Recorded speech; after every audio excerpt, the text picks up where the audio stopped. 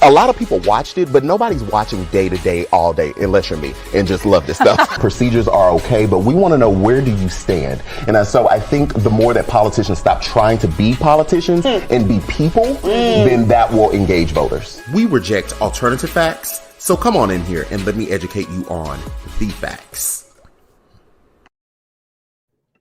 Hello, everyone. Hello. It's me, QuentinRJiles, and this is the Daily Political Briefing. I'm your BFF, so you got to call me Q, okay? Hello.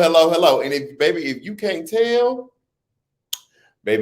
tell, who just woke up? Me. Ooh, child, I had to take a nap. Do you hear me? Naps is good. Hey, Tracy Jones, I see you in the comments. Hey, Lakeisha Lee, Keona Williams, Jay Single. Baby, naps is good. I got up this morning at 4.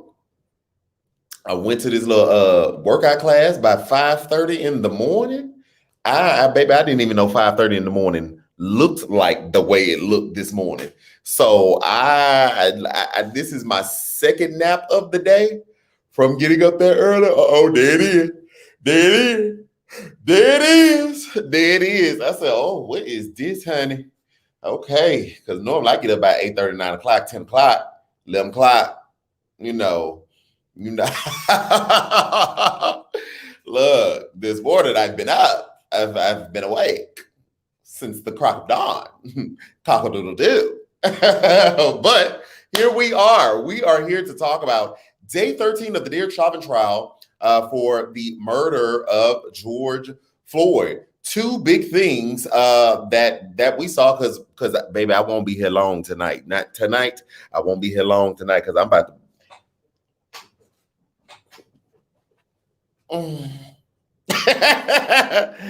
It's giving out. It's giving time to go night. But two big things today. We saw that the judge ordered or ruled that Maurice Hall, who is George, we could say friend or the man that was in the car with George Floyd, who his girlfriend testified to allegedly giving George Floyd a certain concoction of drugs the day he died.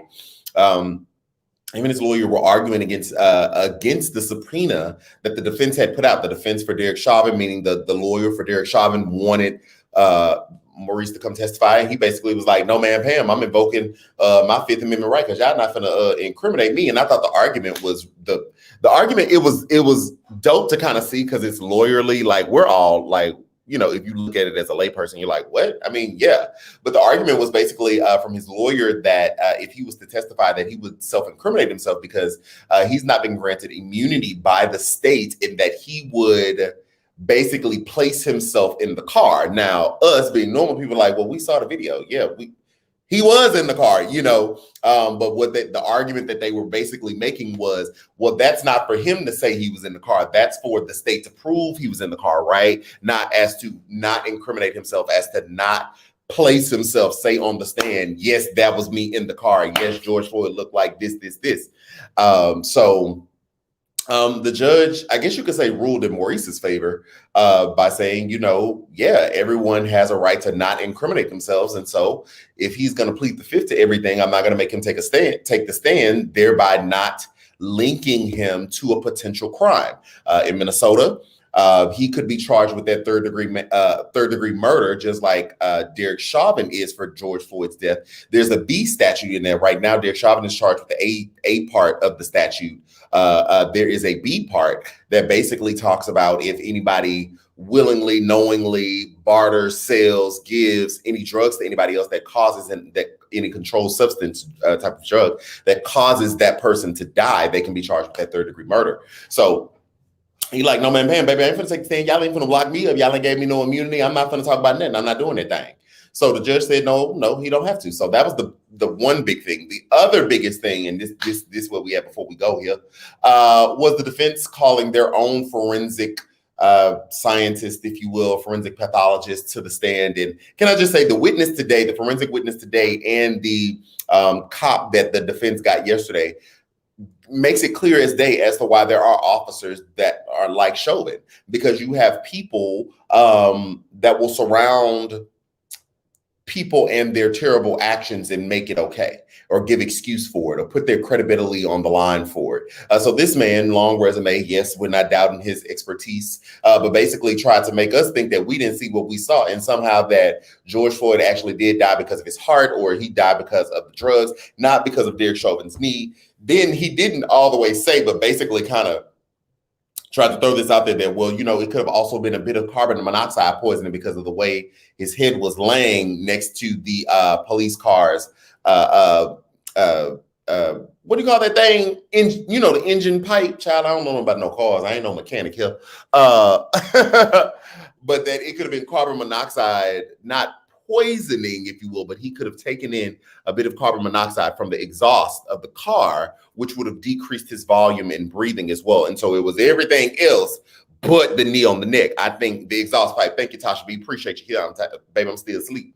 I think the great cross from the prosecution was the prosecution on cross-examination basically got that same doctor to agree that George Floyd died from a lack of oxygen, right? Or that a person that he saw George Floyd's body kind of kick when we see him pass out. And so at this point, we've seen other expert witnesses, other medical professionals basically talk about an anoxic seizure, which is basically when your brain no longer has oxygen and your body has this involuntary movement, thrust, if you will. So he got him all the way up to the anoxic seizure to say, like, yeah, he didn't have oxygen, right? And so the prosecutor was like, so you would agree that one could have been revived had one gotten, you know, some type of medical aid? And he was like, I would agree. And he was like, so do you take issue with the fact that he wasn't rendered medical aid as a doctor? That's when it hit him. He was like,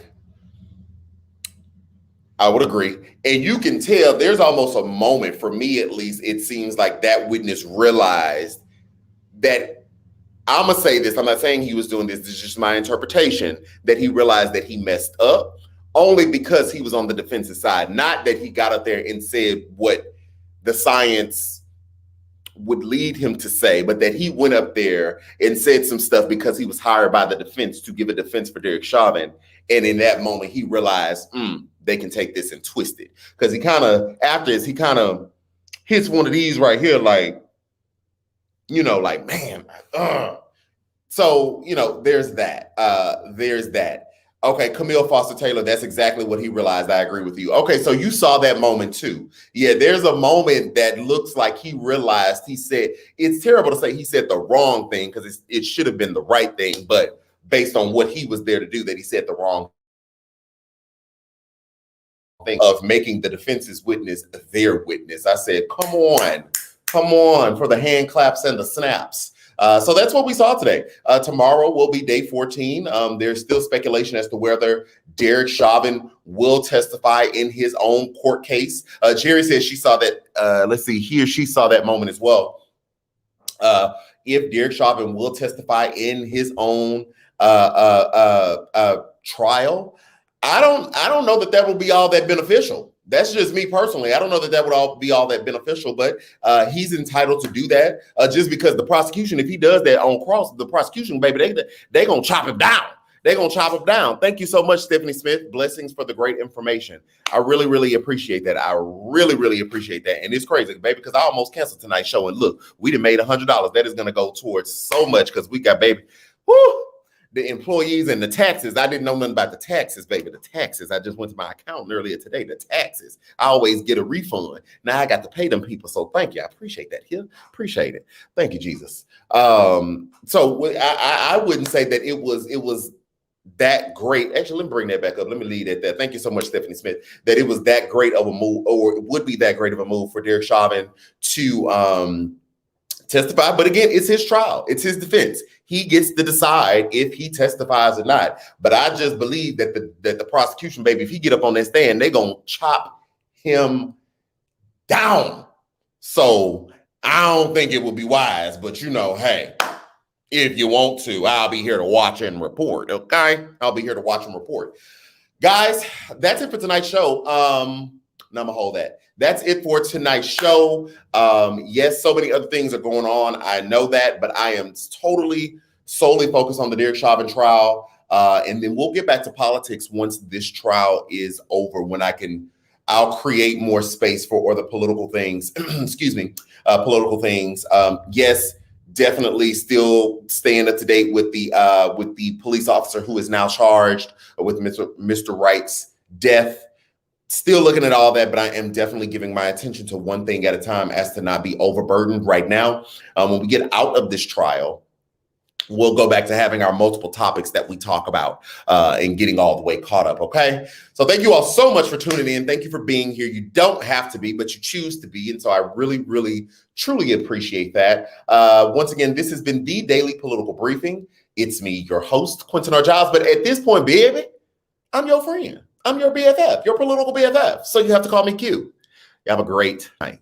A lot of people watched it, but nobody's watching day to day, all day, unless you're me and just love this stuff. Procedures are okay, but we want to know, where do you stand? And so I think the more that politicians stop trying to be politicians and be people, then that will engage voters. We reject alternative facts, so come on in here and let me educate you on the facts.